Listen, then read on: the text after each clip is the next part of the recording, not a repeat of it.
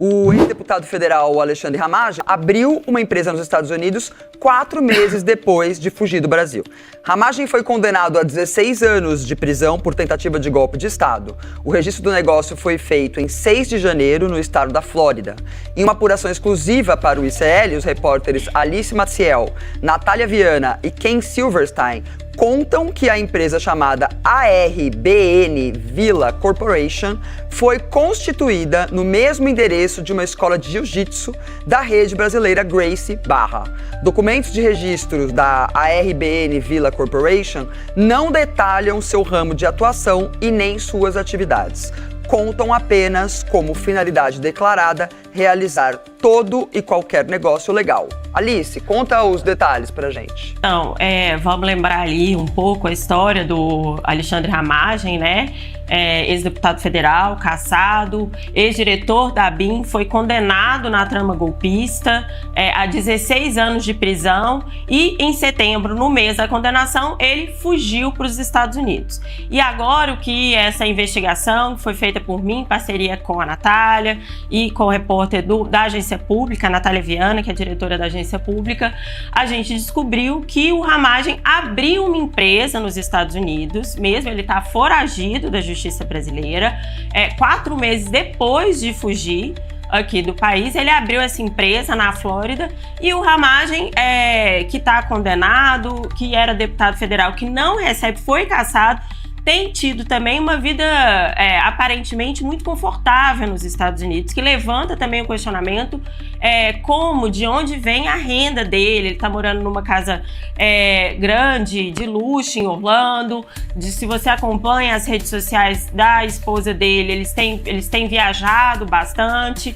Então é mais um aí desse grupo de bolsonaristas que fugiu aqui do Brasil, que está vivendo uma vida de luxo, que levanta esse questionamento de onde vem essa renda. E agora tem também essa nova empresa do Ramagem, né? Alice, me chamou a atenção o objeto da empresa, né? Porque eu não sei se é possível no Brasil você abrir uma empresa. No Brasil, você abre uma empresa, tem um negócio chamado KNAI, né? O KNAI é uma... O que você faz? É uma lista, né? Dizendo a finalidade, o que você faz na empresa, né? Então você escolhe lá, tem uma lista lá de 1.500 coisas que você pode fazer. Nos Estados Unidos, o cara pode abrir uma empresa, finalidade...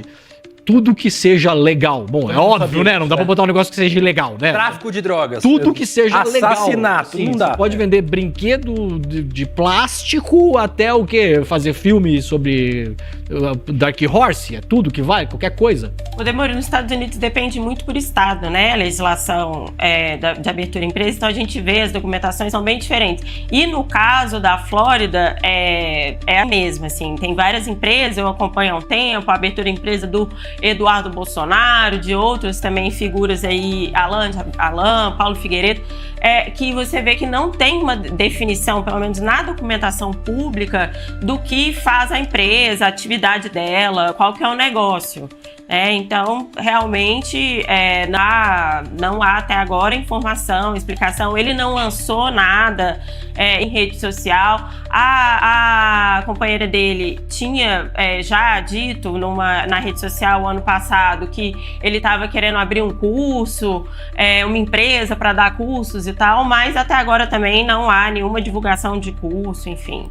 A gente não sabe de onde vem, o que vai fazer, o que faz essa empresa, né? Porque ela foi aberta em janeiro, então já tem um tempo também em atividade. E o Ramagem, inclusive, que teve os bens bloqueados aqui no Brasil, né? Então, de fato, a gente fica essa suspeita, não se sabe de onde vem esse dinheiro para movimentar uma empresa, para abrir uma empresa nos Estados Unidos. César, o que a gente tem falado aqui, os Estados Unidos é hoje facilmente o maior paraíso fiscal do mundo.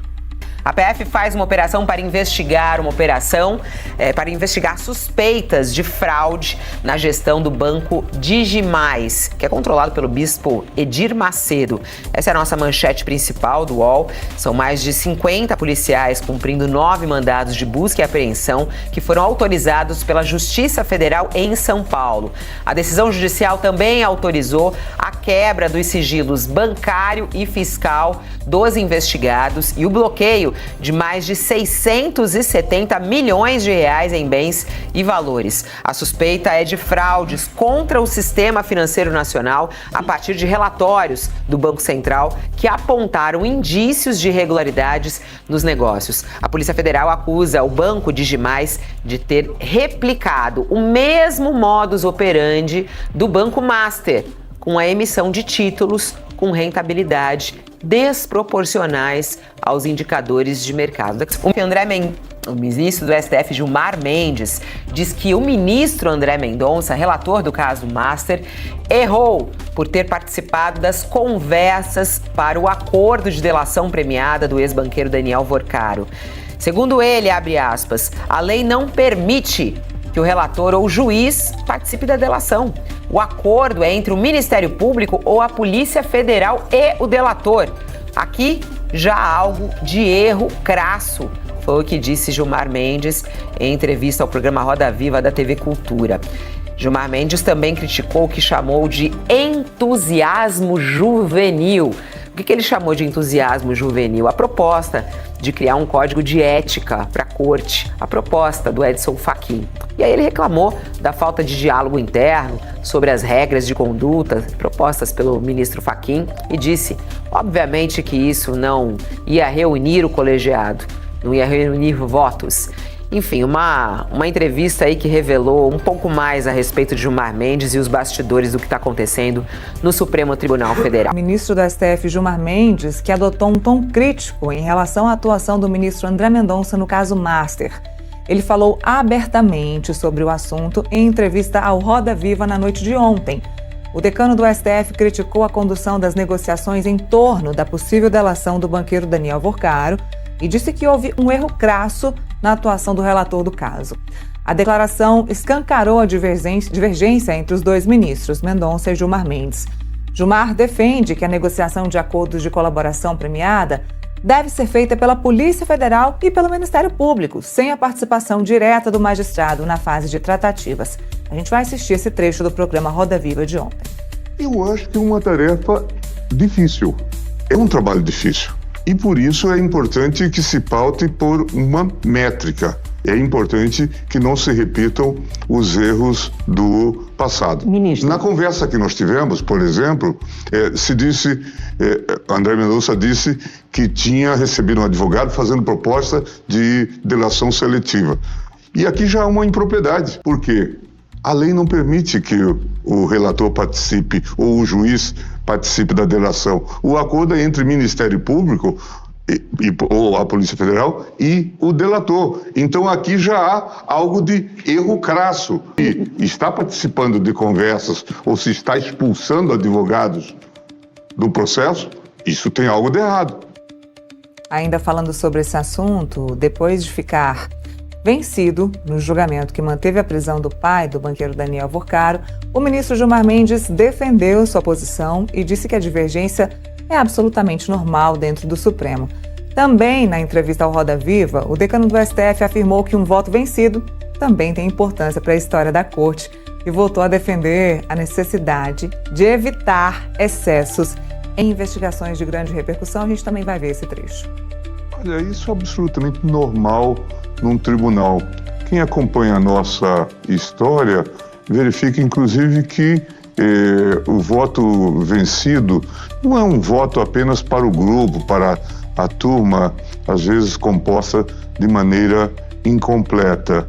Felipe, que é historiador do tribunal já há algum tempo, sabe que esse voto tem um significado para a própria história do tribunal. Eu tenho dito, e esses dias eu escutei do ex-presidente do Uruguai, lá na casa do presidente Sarney, que a gente vale muitas vezes menos pelo que faz e mais pelo que ele evita que se faz. Que a gente evita que se faça. Eu acho que o meu papel, às vezes, é de evitar que se façam determinadas coisas. E um voto vencido, muitas vezes, não tem advertências que evitem algum tipo de sonho ou de aventura.